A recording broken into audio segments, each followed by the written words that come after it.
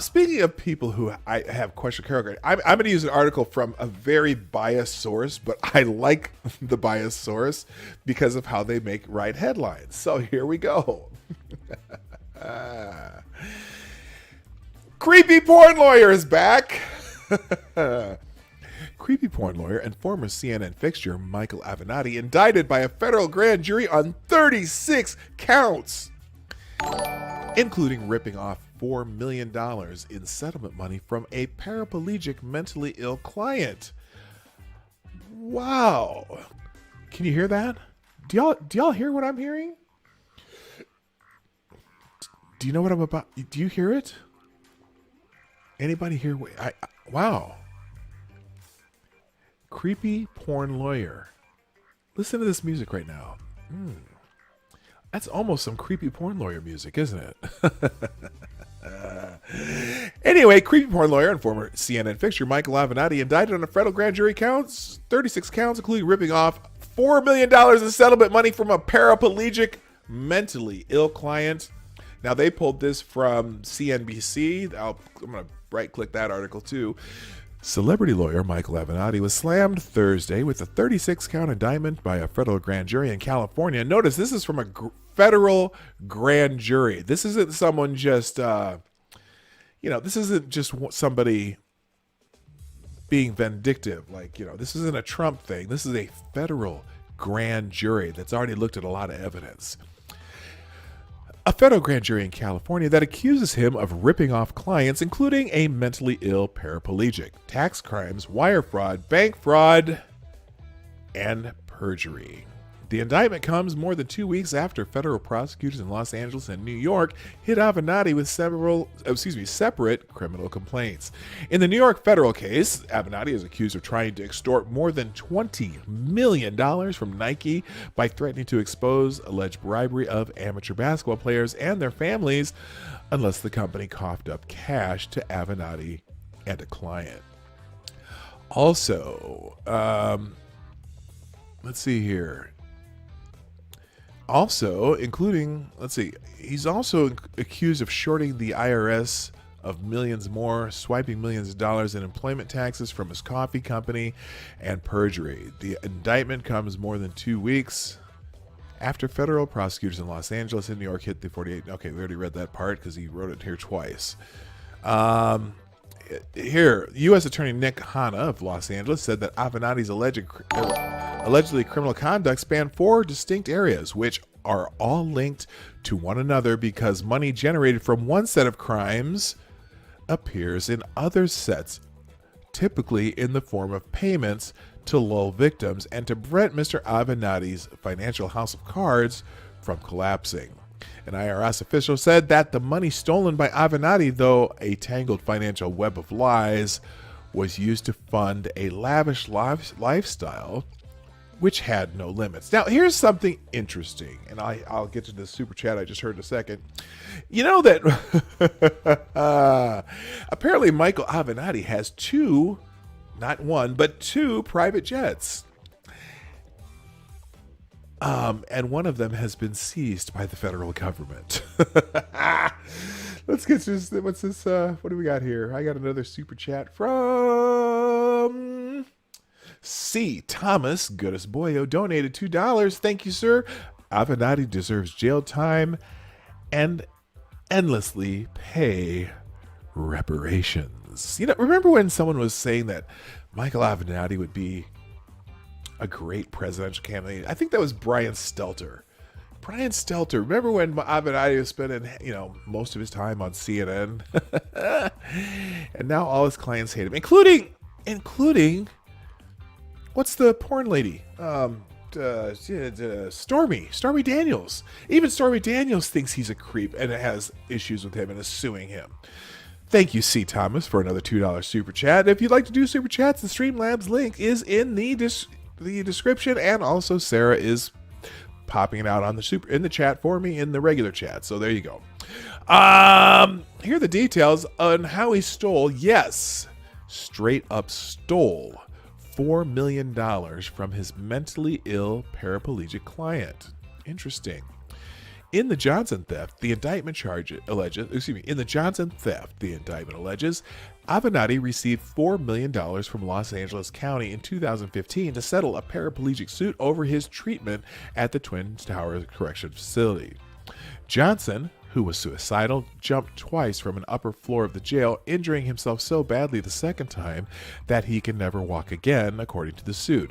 After getting the $4 million, the indictment says Avenatti did not tell Johnson the money had arrived. He soon funneled most of the money through multiple bank accounts. It landed in the accounts of GB Autosport LLC, which managed Avenatti's race car team, and Global Baristas USA, his troubled Seattle coffee company, according to the indictment.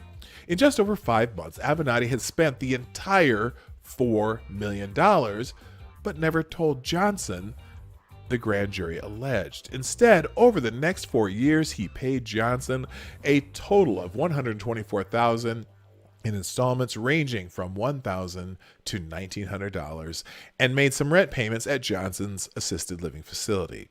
He falsely told Johnson the payments were advances on a county settlement payment that had not yet arrived, according to the grand jury.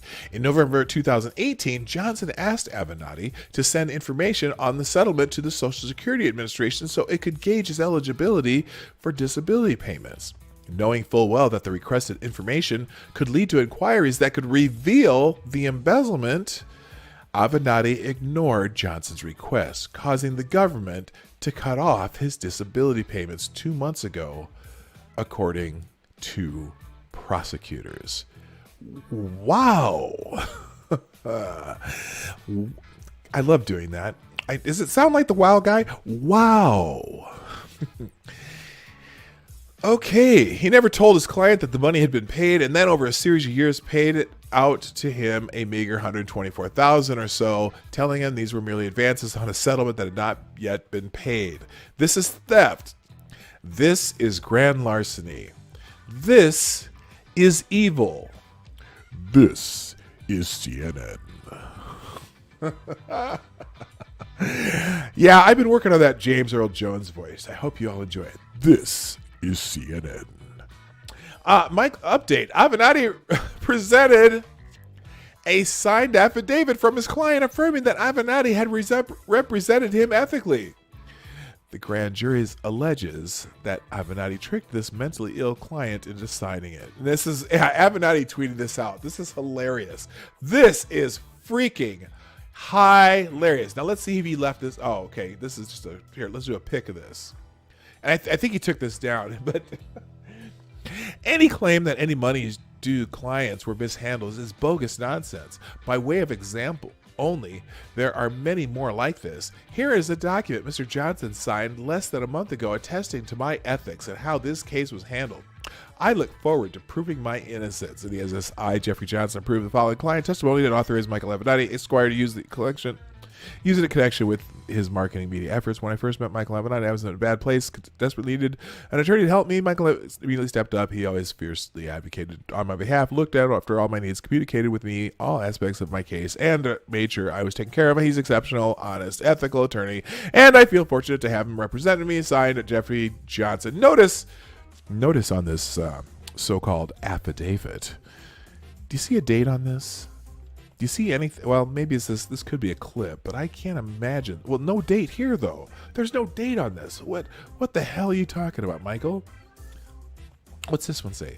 Oh, to cap it off, Avenatti tricked his disabled mentally ill client into signing a document stating he was satisfied with Avenatti's representation. So this is from the grand jury. In order to further lull client one in and attempt to establish a defense against any claims client one could bring against defendant, Avenatti on or about March 23rd, 2019, and on or about March 24th, 2019, defendant Avenatti caused client one to sign a document defendant Avenatti claimed was necessary to effectuate the settlement agreement and finalize the special needs trust that defendant Avenatti claimed was required before client one could begin receiving payments due under the settlement. And a document stating that client one was satisfied with defendant Avenatti's representation of client one. This dude it may be the greatest scumbag in recent history. My goodness. Well, there you go. That's the latest in two. Basically, I'm gonna be gentle. No, I'm not. Scumbags. Jussie Smollett and Michael Avenatti. All the people that were all those people who were just championing Michael Avenatti within a year ago, you know?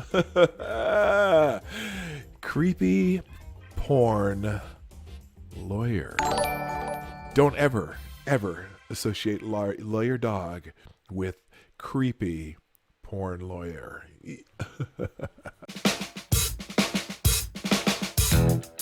Hey, this is Dawg Knight, and I want to thank you for joining me today on the Dawg Knight channel. Before you go, if you like what you saw and you're not already subscribed, please make sure that you hit the subscribe button down below, and definitely click that bell that pops up afterwards so you'll be notified when I post new videos or when we go live. I broadcast my live show, The Morning Night Live, Monday through Friday, 10 a.m. Eastern, 9 o'clock Central, and 2 p.m. GMT. A special thanks to all supporters of this channel who share our videos on social media and who make donations through our Streamlabs link in the description below. Thanks again, and until next time, I am Dawg Knight, and I'm out of here.